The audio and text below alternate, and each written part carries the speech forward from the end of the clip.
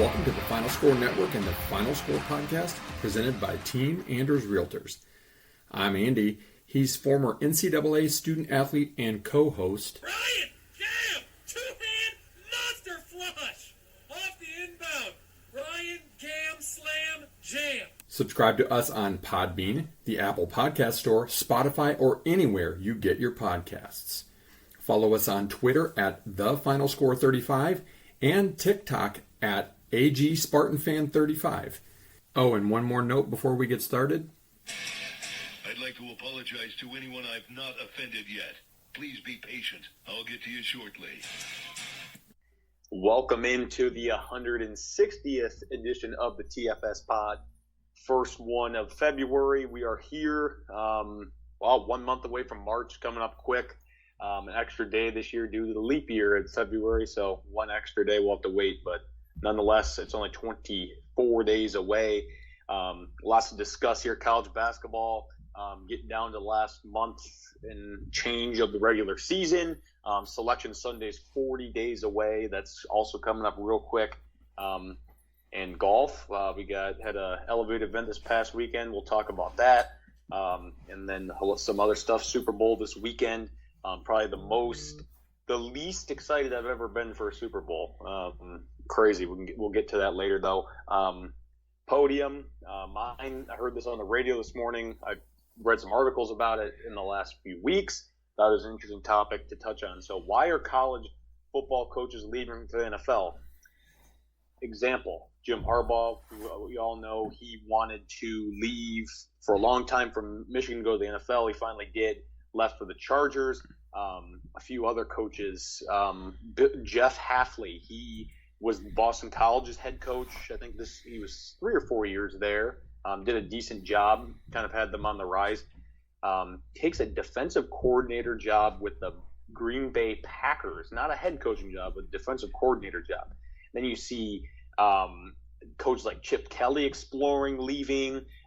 It's just gotten to be this weird scenario. And it wouldn't surprise me if more and more are going to start to do this. Maybe it's less work. You don't have to deal with boosters. You don't have to deal with NIL and recruiting and roster management. You could be a defensive coordinator, make the same salary or close to, and not have to carry all the load. It's crazy. College athletics is just in general has gotten to be a joke, especially football and basketball. The non-revenue sports it's not as bad, but the main two that carry the weight. It's just we talked about over and over. It's ridiculous. More and more coaches going to start leaving. You're going to see big time coaches like Nick Saban left, and in the last few years, Coach K retired, Jay Wright, Roy Williams, guys like that are going to keep retiring left and right, and there's going to be this new changing of the guard, and these guys, it takes a special person to go to deal with this and deal with all the garbage that comes with it. And I'm very fearful. I've said it a lot, but now this is not good. And the end of college athletics is very near. It's semi-pro already. Basically, it's just a matter of time for when they're going to get pay for literally getting contracts. Would not surprise me if that happens within the next couple of years. Yeah, that bounces into my podium, which is, the new alliance that was kind of quietly formed last week. Lots of language that, if you read between the lines, is a lot about probably breaking off and creating their own thing. And I talked about this first in the pod 2 summers ago, how it would become the Big Ten and the SEC as like the NFC, AFC. And then, everybody else would kind of fall into this new Division I, if you will, that this part would break off. And I'm sticking to it. I think then I talked about 24 teams per league and 48 total. I'm thinking it's probably going to be more like 32 and go to 64 teams. I think there's going to be 4 regional 8-team divisions for the Big Ten and the SEC, which I think is going to be smart, honestly, because that'll recorrect some of the ridiculousness of Washington and Oregon and USC and UCLA having to play Rutgers and Maryland in softball and things like that. I think football is going to completely break away. I think there'll be 64 teams. I think there will still be a 12-team playoff, and I think there will be 10 bowl games. That means 32 teams qualify for postseason. I think it will be must-see TV. I think fans will flock to it, and that's why I think it will happen. Maybe they could explore kind of the relegation thing. I talked about that a little bit a couple years ago too, where teams could maybe move in and out, of those mid-majors or whatever. Are some teams going to be left out of this mix? Yep. For now, the 20 Big Ten teams and the 18 SEC teams are safe. That's 38. And then I think it's going to be a jockey to get the other 26 teams in there and go from there. And it's a new world. I think I would honestly rather see that happen, because I think even with that, you would have a right sizing of conferences so that Michigan State softball, for example, isn't going to USC for a doubleheader on a Thursday, Friday that's just not conducive to college athletics and the Olympic sports, if you will. And it's not really conducive to basketball either. And I would much rather, I think you can do that there and then just reestablish for that next tier down, that next 64 team tier, reestablish regular conferences there, maybe even blend FCS into that, because most of the FCS schools want to move up anyway. So just kind of create that. And even if that's its own 100 and however many team thing, great. And have regular conferences that are more like the true Big Ten and the true whatever. I think that's where where football is going to go. I think basketball could work in that realm to an extent. Obviously you have March Madness in the field of 68, so it's a little bit different. So it's not exactly an apples for apples, because I've been vocal here before. I don't want to make March Madness 96 teams. I don't think it should be more than the 64 or 68 as it is now. But yeah, it's crazy times. I think we're closer to it than ever before. The contract for the college football playoff is actually up in the TV contract in 2025.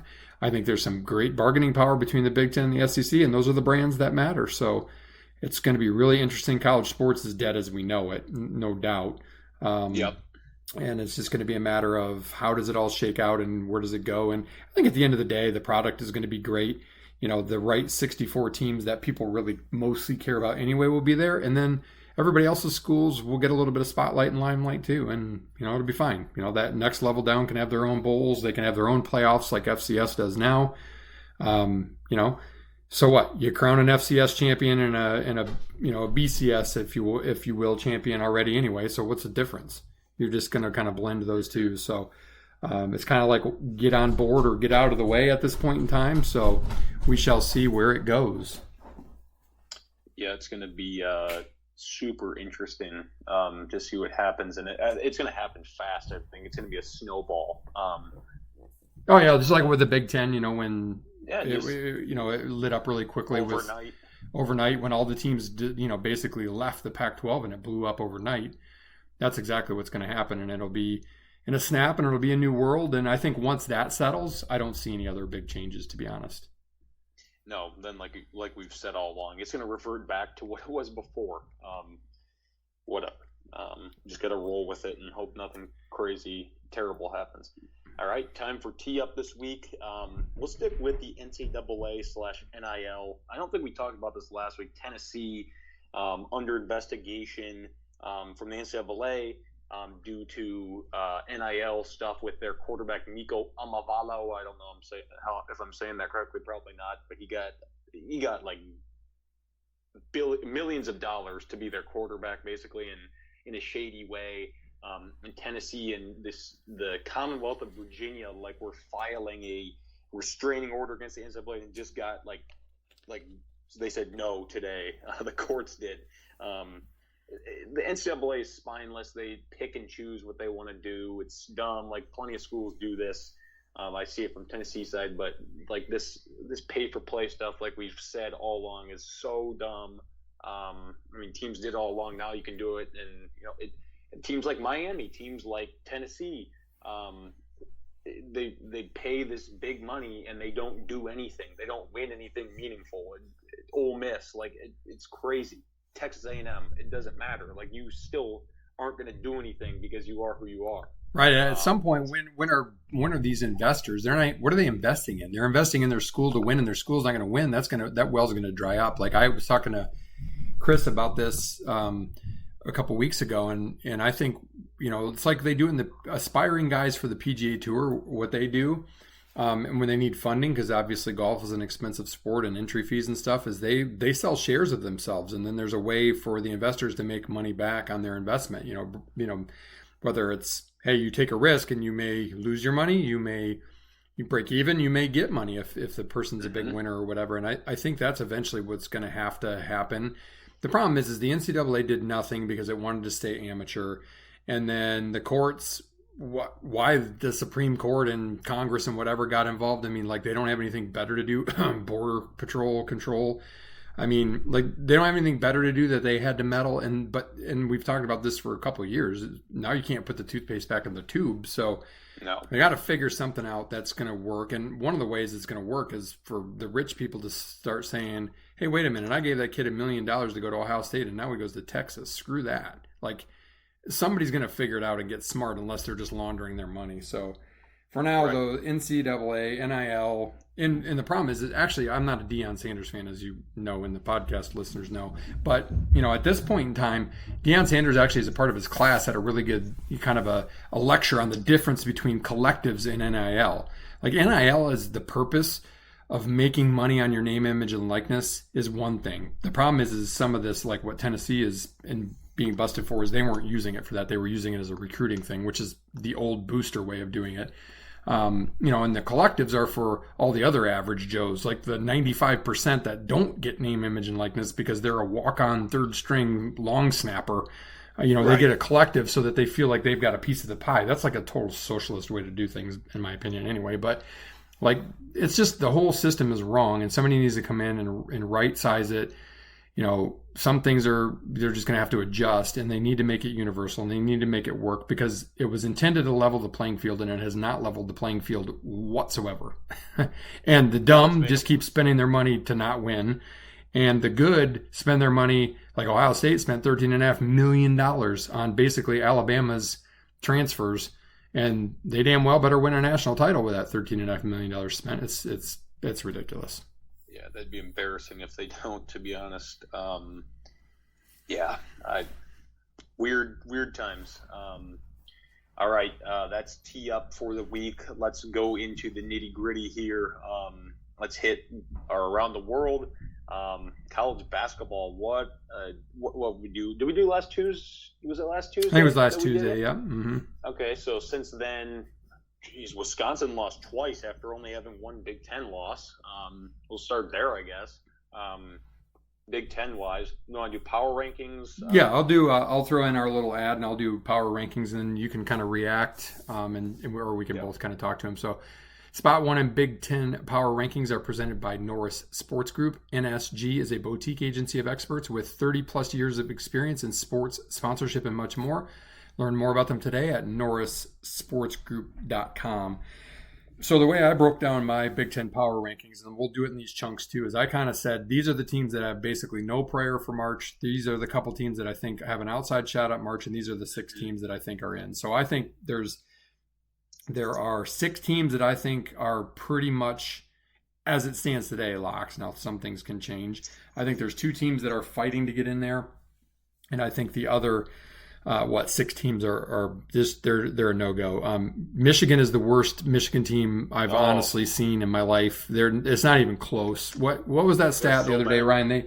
They were up 10 or so at the half against Rutgers, who's one of the worst offenses. 15 at one point, yeah. I think they're ranked like the 190th in offense, Rutgers, and Rutgers went like a 25-2 run to finish or something. Yeah, they're embarrassing, man. If Juwan keeps his job, I don't know how. I mean, I'll give you this, like the way they played against us last Tuesday, they played great in the first half. Now they also shot an ungodly percentage, like 75%, and that's not sustainable. But they're great in the first half, but their defense is horrible, and they just turtle up and they disappear. If basketball was a 20-minute game, they'd be probably in the running for a national championship. But it's 40 minutes, and they are literally the worst Michigan team I can remember. I mean, Ellerby days for sure, but maybe ever, to be honest. 13 Rutgers. The thing is Rutgers has some talent. They can't score the basketball. Like, they have a defense, but good defense. There's a reason why you got to be top 40 Ken Palm, top 22 top 22 defense, usually to win the national championship, because you can't really you can have a really good defense, but you better be able to score the basketball too, just in case, because teams are going to score on you, right? Like if they get hot from wherever. Rutgers has, like, they don't have anything. Scoring. Maybe they're a year away. They're a little different team than they have been the last couple of years, but they have one of the best recruiting classes coming in next year. So yeah, which is kind of crazy. So, but Rutgers, I think I had 13. Penn State, I have 12. I've talked about Penn State for a while. Like I really like the nucleus and the core of their team. I think they have a lot of potential. They don't have any cohesion, and recently, transfers. Yeah, a couple weeks ago they blew like a 15-point lead at half and lost by like 15. So they're kind of similar to Michigan that way. So I will say it scares me to go play Penn State here soon because Michigan State never plays. They're an enigma. I've got Ohio State 11. You know, Ryan, you've talked about Holtman maybe being on the hot seat, and warmer. I still don't 100% see it, but I'm starting to buy it a little bit more. Like there's something going on there, and I haven't really watched them that much this year, but I can't quite put my finger on it. I don't know, I don't know if it's like, is there an internal team turmoil, or I don't know what's going on there, but that to have them in the 6 that have a no shot, I think, at the NCAA is saying something. They don't. They're 3-7 in the Big Ten. Yeah, 3-8. I'm sorry. Yeah, and they're trending. I think they're playing tonight against Indiana. So we'll see what happens there. But that's who I have at number 10, and that's kind of I think a 100% elimination game. Whoever loses that, I think, is completely out unless they win the they're done. Big Ten championship. And then I have Iowa at 9. They're kind of one of those teams that you watch them and you're like, they should be pretty good, but then you are reminded that they don't play defense, and they kind of get really hot and cold and streaky from 3. So I kind of have them. They could slide into this middle pack, which I have 8 Minnesota and 7 Maryland. We saw Maryland in person this weekend. Another case of great defense, but they got 2 guys that can score the rock, and that's it. I mean, what did Young and Scott have? 48 of their points the other day against us in East Lansing? Yeah. Or 44 or something like that. I mean, and Maryland didn't score that much. Minnesota, big game for Michigan State tonight at Minnesota. So they're not bad. They've made some nice improvements. I think Ben Johnson's a really good coach, and I think he's doing a good job. I'm glad that they were patient with him because he kind of had some transfer outs and he's kind of had to build it, but I think he's built it the right way. In fact, their best player really went to Ohio State, and he went to Ohio State and Minnesota got better. Sometimes it's addition by subtraction. I'm not saying, but I'm just saying. Shot the ball a lot. So in the top 6 right now, if it were to end today, I have these teams for sure making the tournament. I got Nebraska 6, Michigan State 5, Northwestern 4, Illinois 3, Wisconsin 2, Purdue 1. Nebraska had a great week last week. Came back from 19 down, I think it was, against Wisconsin at home.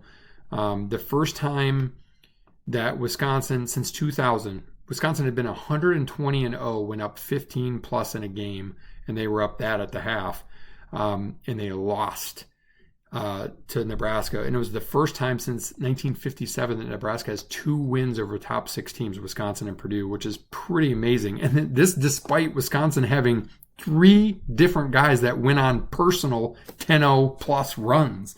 Like, it's crazy. And then you watch Wisconsin, who I think got the job end of the officiating a little bit at home.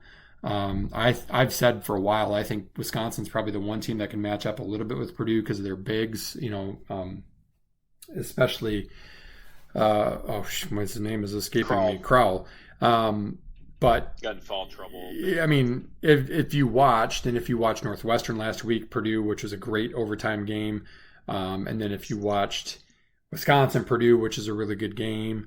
If you watched Nebraska, Illinois, that one wasn't so much the officiating, but I'm telling you, Purdue gets the whistles, and it's why they're probably going to be an easy exit again. I mean, they shot 46-8 free throws against Northwestern, 46-8, and barely won in overtime. Yeah, I mean, almost impossible. I got into an argument with numbnuts people on like CBS Sports TikTok about how Edie camps in the lane. They're like, prove it. Show me where he does. It's like, okay, watch any segment of game film for 20 seconds at a time. And yes, I am aware of the rule that if you get a foot out, it resets. I guarantee you he's in there for 3 seconds or longer for almost half the time that he's in the game. It's ridiculous. And I'm telling you, like, Purdue's got a solid team. Or Ryan, we were talking about this the other day, that transfer that they got. Jones has been really nice for them, and allows Smith to be a really good point guard and Lawyer to kind of do his thing. But the problem is the refs are doing the Purdue no favors, because come NCAA tournament time, Edey's going to get more than 2 fouls a game, and Purdue's not going to have a 32 point or a 38 free throw shooting disparity at the line. It's just not going to happen. And a lot of people want to say Purdue's going to be like Virginia, lose to the 16, win the national title. I don't know. I mean, I think they have good talent. I think the way they play and the way games are officiated in the Big Ten is going to do them zero favors. Yeah, I would agree with you on that. I can't, until I see it, I can't buy it with Purdue. The officiating does them, like you said, no favors.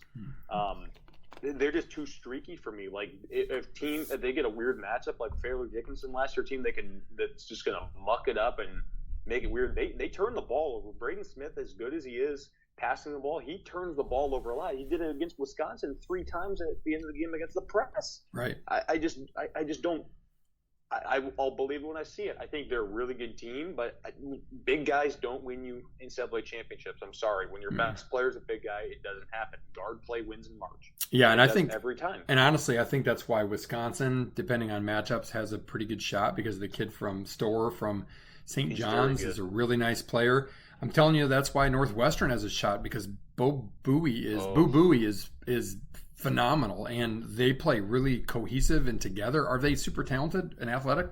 No, but like they're scrappy as heck, and I'm not looking forward to playing them again. And Illinois with Shannon, that's another really nice team. You know, you got a guy that can guard all 5 positions in Hawkins.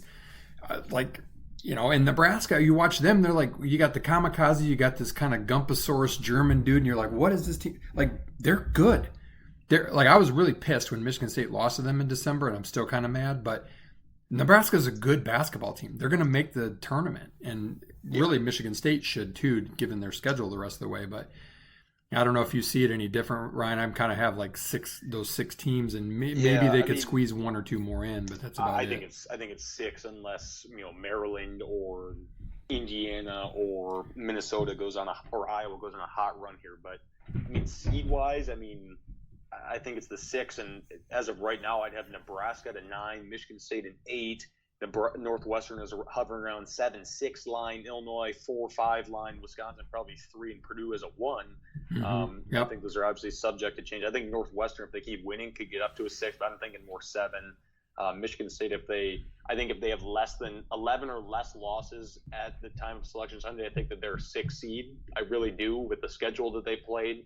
But in their net ranking, but we'll see. Yeah, it'll be super interesting, and I will say this, it would not surprise me. So mark it down, February 6th. It will not surprise me at all if one of those teams, like an Indiana, Ohio State, or a Minnesota or somebody like that, that's kind of on the outside looking in, could storm through and win the Big Ten tournament and kind of get the league a 7th a bid. I don't think any of those 6. I mean, Michigan State arguably you could say is on the bubble, but I think those 6 are pretty safe, and I think that there's maybe a team on the bubble. Maybe you'd knock one of those teams off the bubble, but it wouldn't surprise me if one of those bubble teams actually won it in mini this year. I just think it's that wide open, to be honest. It'll be really interesting to see. So real quick on basketball, thinking, my weekly Ken Palm, and then Ryan, I know you have a little bracketology that you want to talk about a smidge, but top 40, again, reminder, top 40 in offense, top 22 on defense, has won a natty every year since Ken Palm, which is since 2002.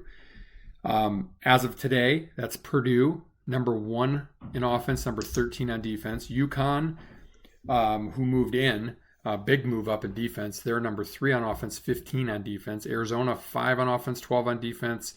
Auburn, 12 on offense, 4 on defense. Tennessee, 15 on offense, 2 on defense. Kansas moved up as well. They improved on both offense and defense. They're 17 and 19. Houston's slipping a little bit. They got kind of smoked by Kansas over the weekend. They're 18 and 3, 18 offense, 3 defense. North Carolina still holding strong in there.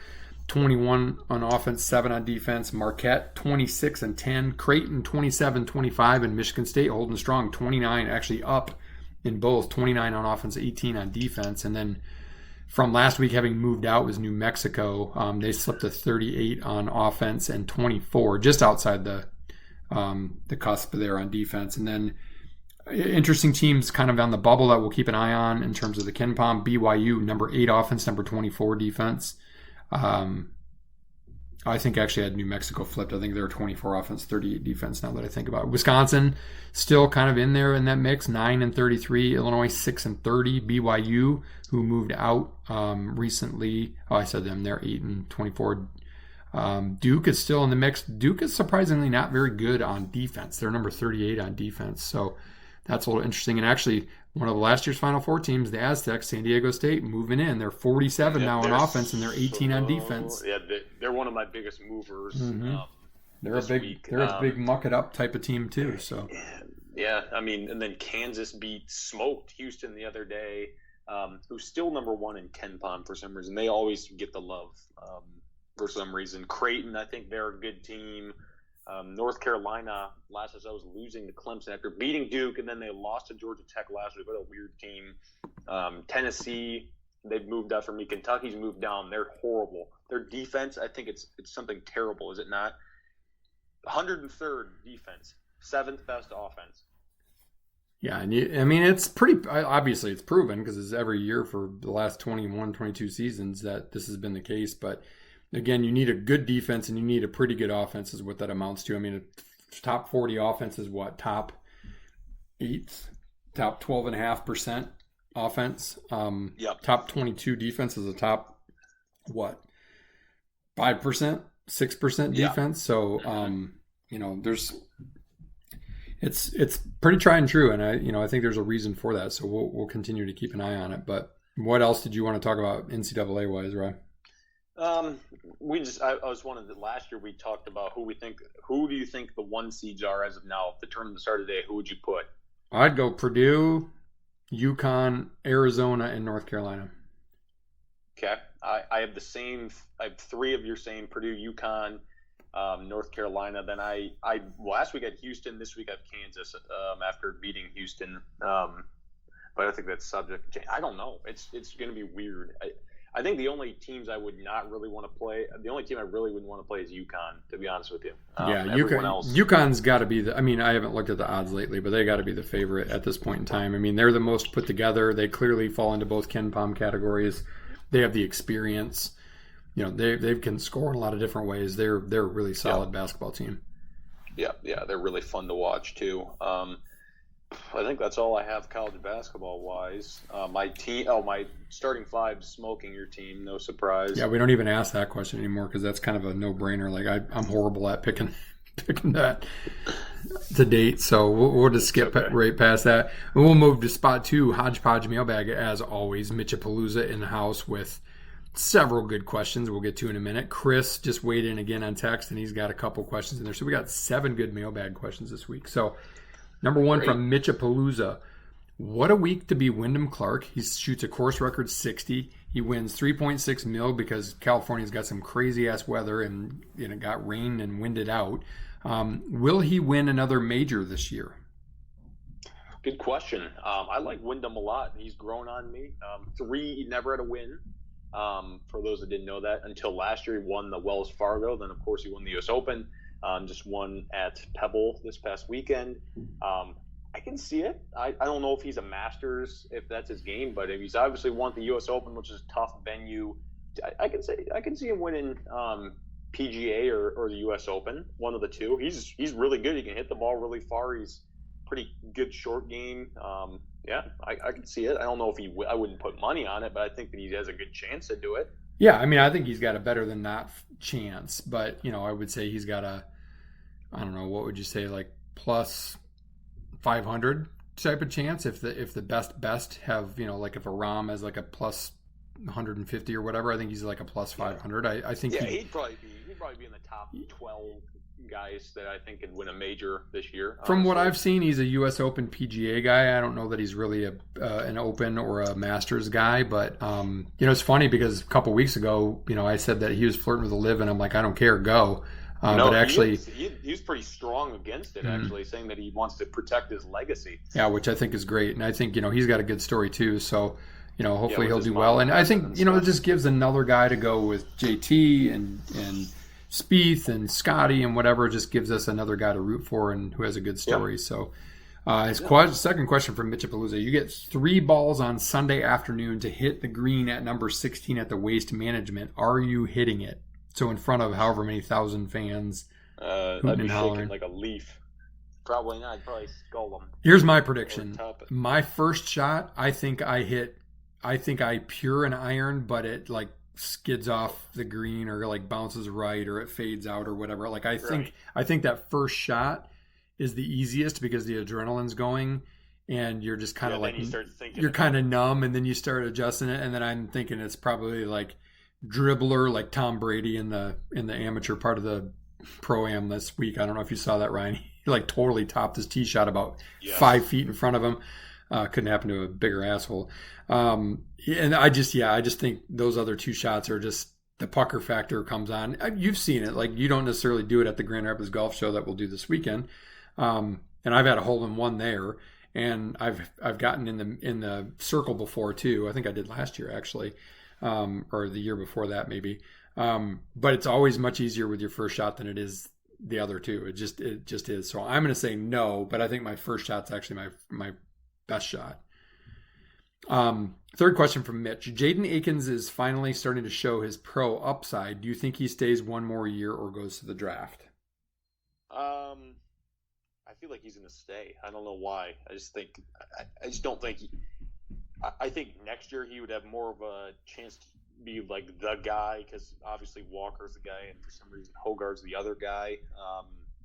So I think he could end up staying, honestly, more so than I would have thought at the beginning of the season. Yeah, he's got a nice shot, Ryan. We talk about it. You can tell when it comes off his hand if it's flat, he's going to miss. But he's got a nice looking jump shot. He's obviously quick. He's a pretty good defender. He's got decent size for a guard. But I do think that coupled with Holloman and Fears and some of the guys coming in, he could be the guy, like the 15 to 18 point a game guy next year. Whereas he definitely would be a second rounder. I mean, the NBA drafts completely on nothing but upside, which is ridiculous. But I think it's a better than 50-50 chance that he stays one more year. Yeah. Fourth question, another Michigan State basketball question. Malik Hall's fake to spin mid-range was the best individual move from a player in an MSU uniform since Rocket White's jab 3 against Brad Davidson. Am I right or am I right? Yeah, I mean, that was one. I mean, behind the back, spin, mid-range, that was gorgeous. Disgusting. And if you watch it, watch the defender. Jordan Geronimo's guarding him. He goes as Malik goes behind his back, he's kind of with him, and then he does a little hesitation, then spinning, and as he's spinning, he goes to reach, and it looks like he just stops dead in his tracks, like just frozen. Yeah. Like he hit pause on a TV, like he just paused. It's insane. And I'll say better than Rocket Watt's jab 3 against Brad Davidson. I'll go with the Matt McQuaid side saddle is a phenomenal move from Michigan State guy, just textbook, but. Ryan, we were talking about this in the game the other day. Minus that Northwestern game when we got all over him on the podcast, he's been great. And one thing about him is that you can't defend him to just one shoulder, right? Like you can't force him left or force him right because he's got a good move to both shoulders. Yeah, and I think that's huge for him. And I'm glad to see it because honestly, Tyson's a little beat up. I think AJ, you all know how I feel about AJ. I think Michigan State's going to go how Malik Hall's carries them the rest of the way. I agree. All right, last question from Mitch, and then we'll get to Chris's questions. Do the Lions make a trade in the first round of this year's draft? His guess is yes, to get one of the top 4 corners. I don't think they'll be there at 29. What do you think, Ryan? I mean, they've got some capital, obviously. 5 picks in the first 100? Top. Yeah, I think they'll trade up. If they see a guy that they have a top 5 to 10 grade on, and they think they can get him at number 15. Brad Holmes has shown aggressiveness every year as a GM with the Lions in the draft. Yeah, I think he definitely would do it. I think the only reason I'd like him to. The only reason I would maybe not see it is if he instead gets somebody good in free agency. But I mean, I have total faith in how they're going to draft. I mean, again, I debate. I get why they took him at 2, but I don't know that Hutchinson is That year, the second, he's probably arguably better than the number 1 pick defensive end, but I think Hutchinson was like, to me, a 10 to 12 guy, not a number 2 guy. That's my own personal thing. I think he's got some things to work on. I think he obviously does a lot of good things and has a lot of potential, but I think that the Lions know how to draft, which is really rare to say that given how they were, for the previous however 50 years of my life. So, So moving on, another long-time listener. We got to have him on the call too at some point. We got to have Mitch on the call sometime. Some great questions. So his first question was, and this is Chris, odds the Spartans go unbeaten in February, already 1-0, right? And Illinois, in his opinion, is the toughest game. Yep, road game certainly not easy, but 3 of them are winnable. Minnesota tonight, Penn State, and Michigan. He says 75% odds that Michigan State goes undefeated in March. What do you think, Ryan? Yeah, I mean, I agree with that. I think if they beat Illinois on Saturday, 100%, I think they will, because I think there's a lot of positive momentum. I'm knock on wood for Michigan State right now. I think they're getting tougher. I think they're getting healthier. Aside from Tyson, they're a little more cohesive. They're rebounding a little bit better. And they're finding ways, which I don't know if they would have 2 months ago, to be honest with you. That Maryland game, I think they would have lost them by double digits 2 months ago. I think they're growing. It's just a matter of, can they sustain it? Can they stay healthy? But yeah, I mean, what did we say? I think they have 10 games left. I think, or is it 9 now? I can't remember. I think it's 9 games. They have 6 this month and 3 next month. Yeah, I mean, if you go 6-3, you're 20-11 going to the Big Ten tournament, win 1, lose 1, 21-12. You're a 7 seed probably. I mean, 6-3 would be ideal to finish, but I think 7-2, 8-1 is not out of the question. I think Purdue's the only surefire loss I see in there for the last whatever, and I think you beat Illinois, I think you're going to win out. So yeah, I mean, I think it's probably in February. Yeah, I mean, it still wouldn't surprise me with this team to lay an egg somewhere along the way there. But if the Arizona would get off their butt and actually help the team when they're losing, I would feel a little bit more confident. But I'm going to go like 80% chance. Again, a lot of it banks on Illinois, like you said, Ryan. By the way, update: Rutgers is up by 5, 44-39 with 6 minutes to go. 7 now, with like under 6 minutes to go in the second half, and then Ohio State is up pretty big on Indiana. 46-39. Good Lord. So another question from Chris is: would you rather have $1 million or 8 hours at Augusta to shoot 9 under with unlimited mulligans to win $10 million? I definitely wouldn't shoot well, so I'll just take the $1 million. Yeah, I'll cut my losses. I'm taking the $1 million all day and every day, and it's not even it's not even a consideration. All right, last question from Chris. Just sent it in here, hot off the presses. Rate Alan Haller's hiring of Jonathan Smith, given the timing and the jobs that have come open since the hiring. I'm going to give him an A. He's done a really good job. Yeah, I'll say I was on here of record saying I didn't think that he would do it right, and I think he absolutely got it right. I think Smith is the right culture guy from Michigan State. I think he was an up-and-comer that had Michigan State dawdled and waited. I don't think they would have waited until the national championship, but like, and I'm going to be honest with you, we talk crap about it, saying that there's no way board of trustees going to get in the way. Alan Hall doesn't know what he's doing. Good Lord, he's hired Jonathan Smith, who obviously isn't coach of game yet at Michigan State, but he's a great guy. He's building a culture at Michigan State. He's more along the lines of D'Antonio, blue collar. He has a really good staff. He knows what he's doing. And then you look at basketball. He hires Robin Freilich, I think is how you pronounce his name. Michigan State women have been horrible for 5 or 6 years, and they're going to make the NCAA tournament. Adam Nightingale. Michigan State hockey is the best it's been in 12 years. I think the volleyball team was a lot better. They hired a new coach recently. Gymnastics, all these teams are doing a lot. Soccer, women's soccer came up out of the ashes. Daubers got experienced that with Natalie. I mean, they were horrible. And Haller hired these people. Yeah.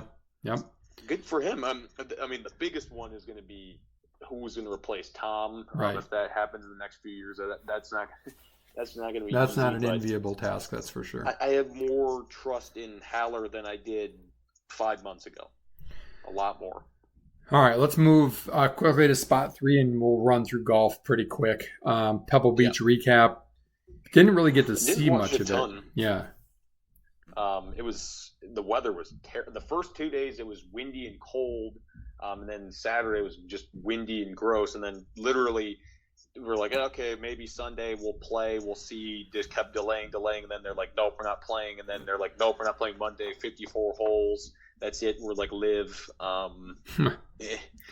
Yeah, Clark with a win with a record day on big payday for shooting a 60, and then 60. Pavon right there. He was I like him. A Berg. How do you say it? It's not a Berg. It's like a bear. A bear. I mean, he's been hot too. He finished second. Pavone finished third. And the thing is you had like JT and Scotty and some of those guys that were moving up there. Hoagie, I think, finished either top 6 or top 5 as well. So would have been a bummer because I would have probably watched a lot of that on Sunday, especially, we were in East Lansing for the game on Saturday, and Friday night we were out and about, so we didn't really see it. But that's a fun tournament to watch because Pebble's just a great place. But it's best meeting of land and sea. How about waste management? Well, how did our picks do last week? Last week, let me pull up my spreadsheet. I think there's no cuts, but our guys didn't do great. My guys combined 78. Your guys combined 105. Fitzpatrick and Hovland were both pretty terrible. Hovland withdrew actually from waste management because he was so mad at himself for the way he played.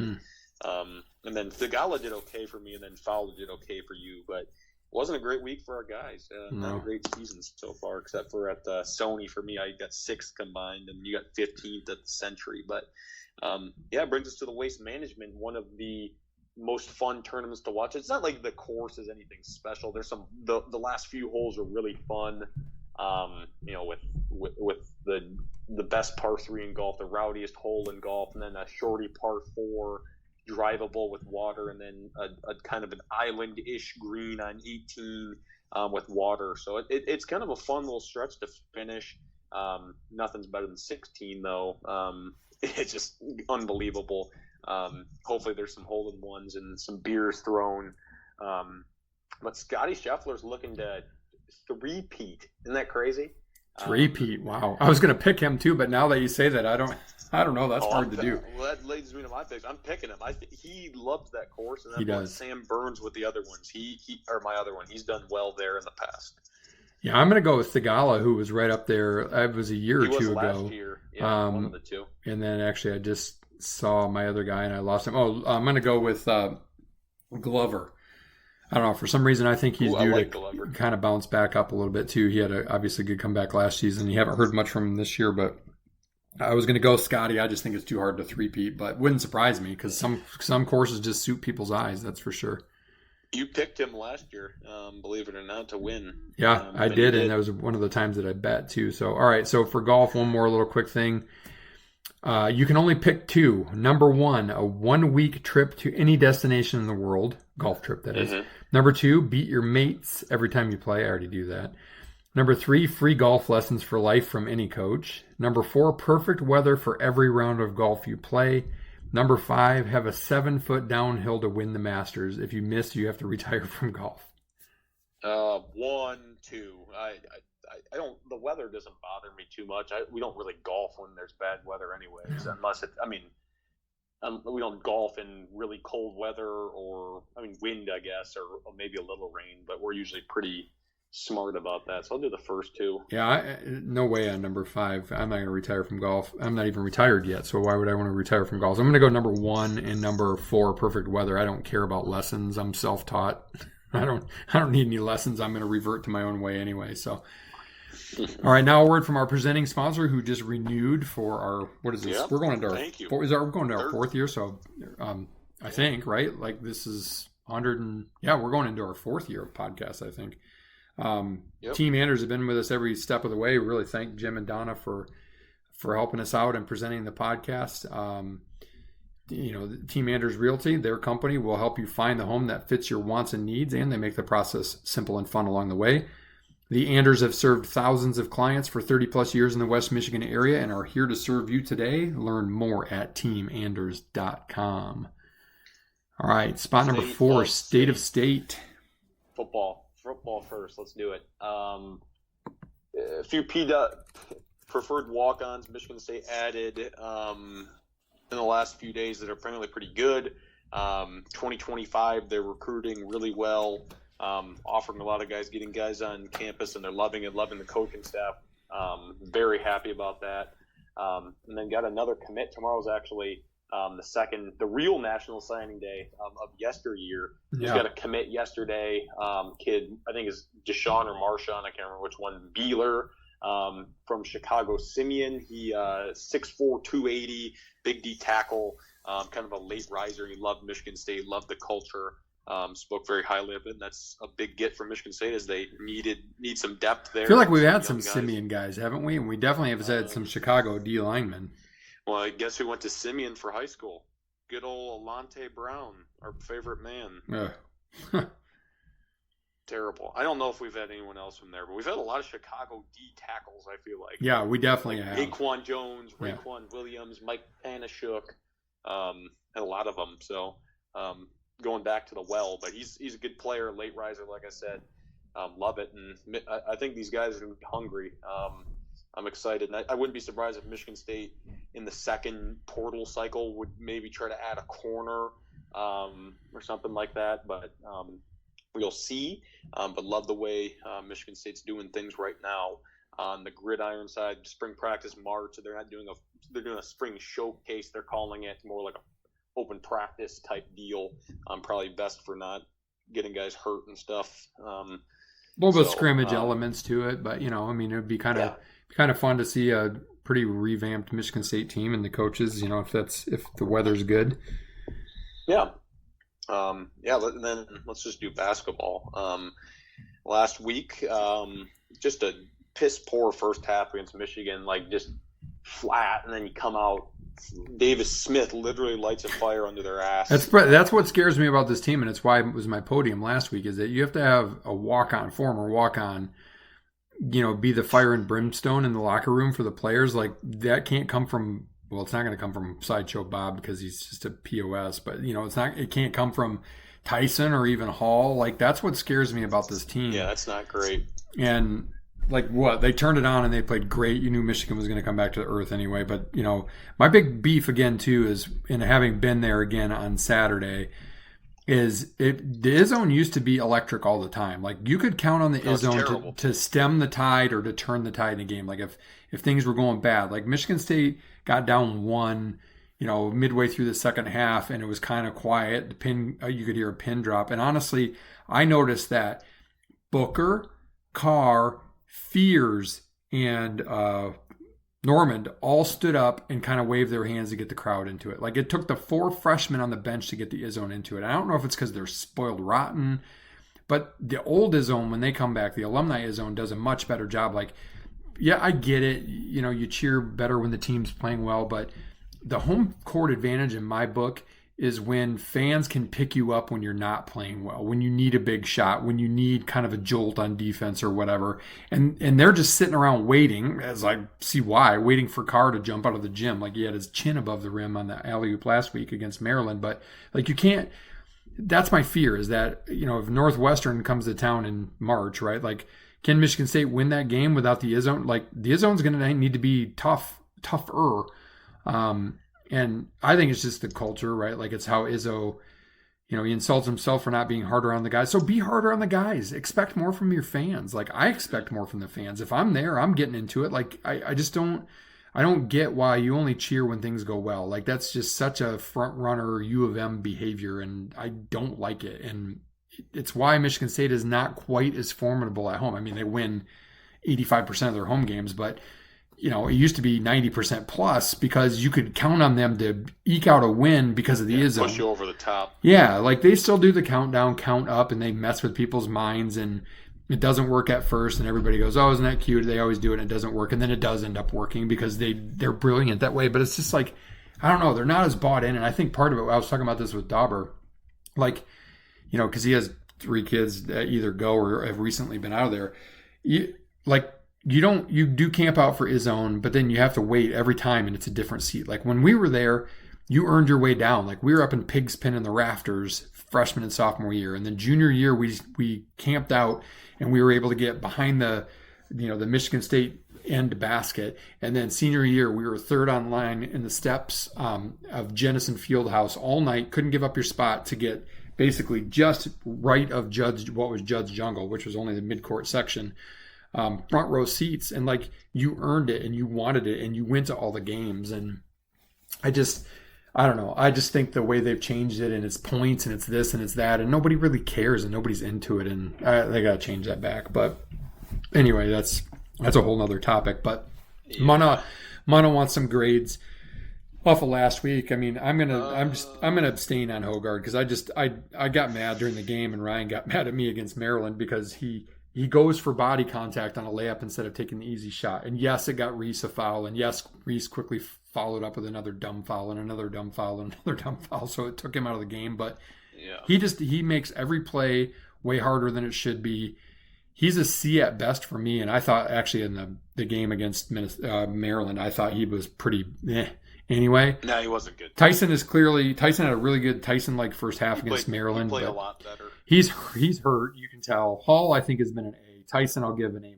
I mean, I think he's hurt, and that's why he's not an A. Akins has been playing a little bit better. He's probably like B+, A-. I thought Cooper last week played really well. I'd probably give Cooper, a high BB+, the way he played. He's not as great against Michigan, but really good against Maryland. Obviously, the dogs upstairs agree with me. Sissoko, he's struggling. Yeah, he's just not doing very well. Carr and Booker are incomplete because they just don't play him enough. Holloman regressed. Get him going, though. Holloman had a great game against Michigan, then he played pretty poorly against Maryland. But he's being asked to do a lot more with Fears out. So those are kind of my quick run through the grades. I would agree with you. I'd give Hall an A. He's been really good. Other than that, I think it's a lot of the same old. Just a roller coaster with some of these guys.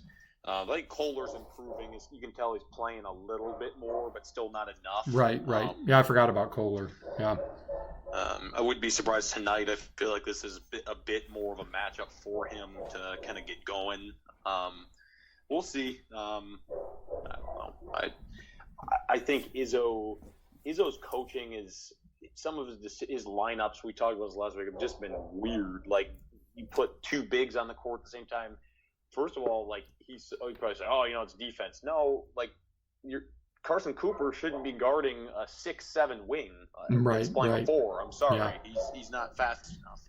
Does he have the length? Sure, but I just don't know. It's weird, but we'll see. Only time will tell. Plenty of chances to continue to get rise up and get better. Tonight would be definitely a good win at Minnesota. Nice. Minnesota's a good team.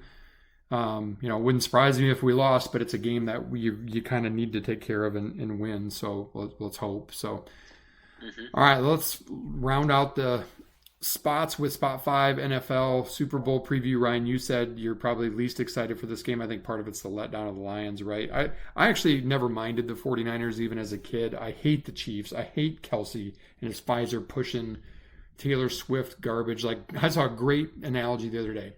You don't go to a Taylor Swift concert to see NFL highlights. Stop freaking showing Taylor Swift in an NFL game. And we're going to see a lot of it. The Super Bowl commercials it used to be like the big unveil. Now they leak half of them online or whatever ahead of time. That's the best part. Yeah. I think Usher could be probably a pretty good halftime show. Forward to Usher. Fun. It's like a national holiday, right? That's what's great about it. I think it probably will actually end up being a really good game. I think the 49ers have the upper hand talent-wise offensively. I think the defenses are pretty close to a wash, in my opinion. You know what? I saw this stat earlier on the TV at the gym. The Chiefs are last in the NFL in yards after contact given up. Oh, and McCaffrey. Christian McCaffrey he's a stud. That's what scares me. That's why I think the Niners will win this game. My bet for a score, I'm going to say 31-23. Yeah, I'm gonna go 30-24. I think the Chiefs score a late touchdown and try an onside kick to try to get it, but I think the 49ers are going to be pretty comfortable. That's one I'm gonna put a little bit of change on FanDuel. Yeah. I like to do that exact bet.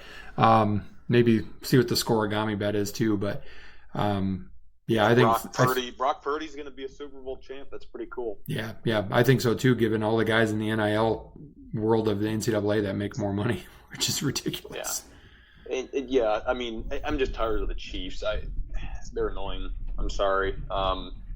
It's not like, and you weren't alive back then, but the Bills made it 4 years in a row back in the 80s, 90s. And they lost every one of them, and they were kind of the lovable team that got there. Like, they were likable, maybe because you rooted for them because they kept losing it, but like the Chiefs just are. Mahomes' wife is so incorrigible. I don't really like how he complains to the refs. I can't stand Kelsey and all the Pfizer pushing ads and all the political BS with Taylor Swift. Like, they're a team that is easy to hate. I don't dislike Andy Reid. I think Andy Reid's a good dude and a good coach, but like, I just don't like anybody on their team. They just give off a screw you vibe. I just don't like them. Yeah, not a big fan. Not a big fan, but bets in that game. I'm not looking at FanDuel right now, but I think Kelsey touchdown is definitely something you throw in there. C-Mac a couple, probably Mahomes rushing yards, Purdy rushing, like over rushing yards. He's a good scrambler every now and again. Maybe like Rashee Rice receptions. Just stuff like that. Then, there's the fun props like, will there be an onside kick? Will there be a blocked punt? Will there be a streaker during the national anthem? How long is the national anthem? Like, that stuff is so fun. Just makes it great. Like, all the stuff you can bet on and just pay really close attention to. Just for, we love sports in general, and that just makes it even more interesting because you're like, oh, like, I have to be glued to this all the time. But yeah, like you said, the TV, the commercials used to be like, that was like the best. You're like, oh, like, you can't miss the commercial break. Like, you use the restroom during the game instead of the commercials because you want to see but now they leak, like you said, they're leaking all them. Like, yeah, I haven't watched any of them because I want to watch them actually when it happens, but I don't know. Everything's so woke anymore anyway. Like, they can't even have any fun with commercials, so I'm counting on the commercials being a major disappointment.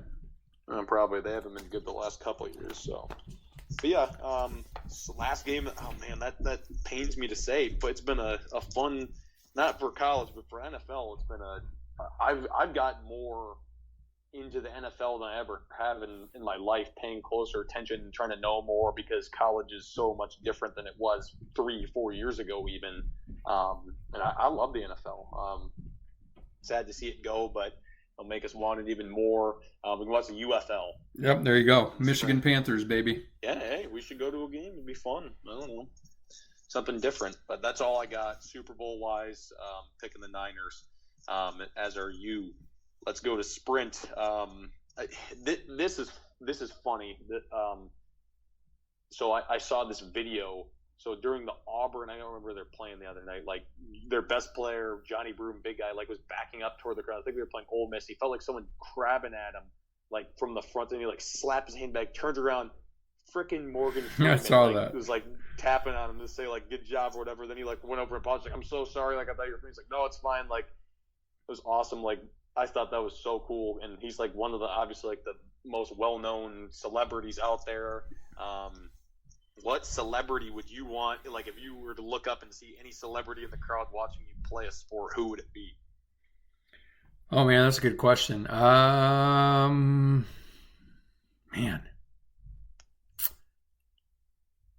Wow. You go first, and I'll keep thinking. I said Will Ferrell just because Will Ferrell. He would be a good one. The late Chris Farley would have been a good one. Yeah, yes. I could go with Will Ferrell. I think Will Ferrell would be pretty dang funny. I mean, like, look, I have that Strahan story from Kurt Warner's flag football thing when I was hobbling around on crutches and I couldn't play, and he's like, he was just busting my chops for being too old to have been playing basketball and whatever, and like, so that was a good celebrity moment. That was pretty classic too. But yeah, I Will Ferrell, I could go with that too. Yeah, that's a good one. All right, next one is the AT&T. People are saying the AT&T is not legit for only being 54 holes. Yay or nay? Not legit? I disagree. I mean, I think you still you play what's in front of you, right? Like, you can't control the weather. They tried and tried and tried, but like, I mean, California's getting historic rains and mudslides and wind and whatever. And hey, look, the thing is Clark didn't back into it. He shot a 60 that day to put himself up there. Exactly. I mean, would he have won? I don't know, but that's the way the cookie crumbles sometimes. So illegitimate BS. Nope, I agree. It's not illegitimate. 60, if he'd shot like a 73 and was like 5 clear and, it was like a one-shot lead, I'd be like, okay, maybe. But no, he deserved it. This is funny. I literally thought of this when I was sitting at my desk today. Best childhood hot lunch that you would look forward to at school. Taco haystack at Hinkle Creek Elementary School in Noblesville, Indiana. It was basically just taco meat with cheese on top of it. That sounds lovely. Okay, last one. Over under. I also thought of this earlier. Over under for Sharon Moore seasons as Michigan's head coach. Well, his contract's 5 years? I'm going to go 4. I'm going to say over under 3.5, and I think it goes under. I really do. Yeah, I could see that. I think they give him 3 years, and he's either not going to be great. There'll be some violations, whatever. I think he does. Well, they're going to be so hamstrung. Let's be honest. Like, there's no way they're not going to, because now they don't have any. They're like, oh well, they already got their natty, and Harbaugh's not there, and we'll give him a show cause, and we're going to slam them with some penalties and whatever. And who cares? All their good players left, so it's going to be like a pointless.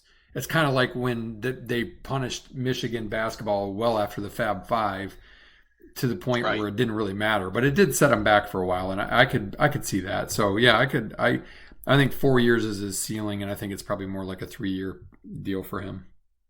Yeah, I'm going under 3.5. All right, that's 160 of these bad boys. Let us know if you have any questions for us, if you want us to hit on anything basketball, golf, off-season football. Maybe in the next month we'll talk when the combine happens. We can start talking draft stuff. But yeah, we're looking forward to this weekend, the Super Bowl. It's going to be fun. All right. For the first time in NFL history, there is not a Lambeau, a Landry, or Belichick as coach. 58 years that those guys either coached straight together or overlapped or whatever. And assuming Belichick doesn't take some head coaching job that we don't know doesn't exist. First time in 58 years, one of those 3 guys won't be a coach in the NFL. Pretty crazy. So in honor of Bill Belichick, who once said, talent sets the floor, character sets the ceiling.